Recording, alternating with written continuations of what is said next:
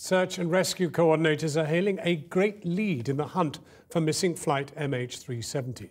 Two more sequences of pings thought to be from one of the plane's locator beacons have been heard by an Australian vessel trawling the Indian Ocean.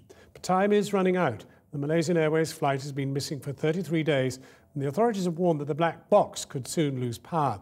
Our science editor Tom Clark is here. Tom. John, well, it seemed almost impossible just a few days ago, but these latest pings bring the prospect of finding this missing jet tantalisingly close. They were found in an area of the Indian Ocean being patrolled by Australian vessel Ocean Shield, about 1,000 kilometres west of the Australian coast. It's spent the past 72 hours retracing its movements, trying to relocate the signal it first picked up on Sunday. Today, the head of the mission said that ping, which they're confident is coming from a locator beacon, has been found again.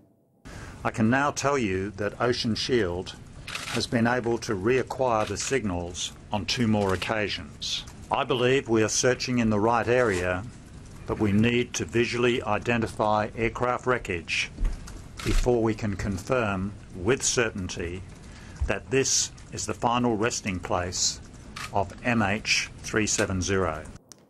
Now, if we zoom in closer, we can see the location of the 2 latest signals.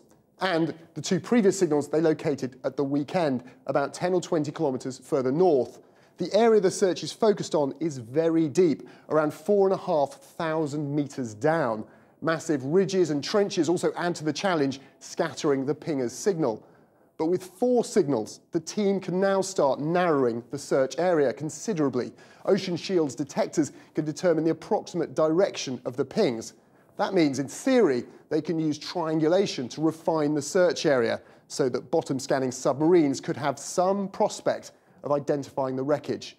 But it's still tricky. The pings will probably be bouncing or echoing off underwater mountains, so the direction will be not where you expect it to be coming from.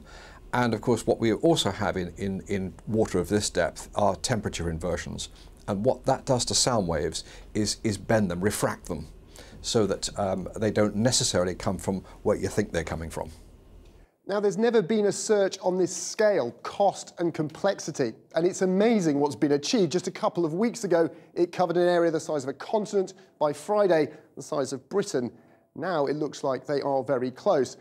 But John, the task they still face, it's like listening for a squawking walkie-talkie in an area the size of Greater London from 4.5 kilometres up. So they're not there yet.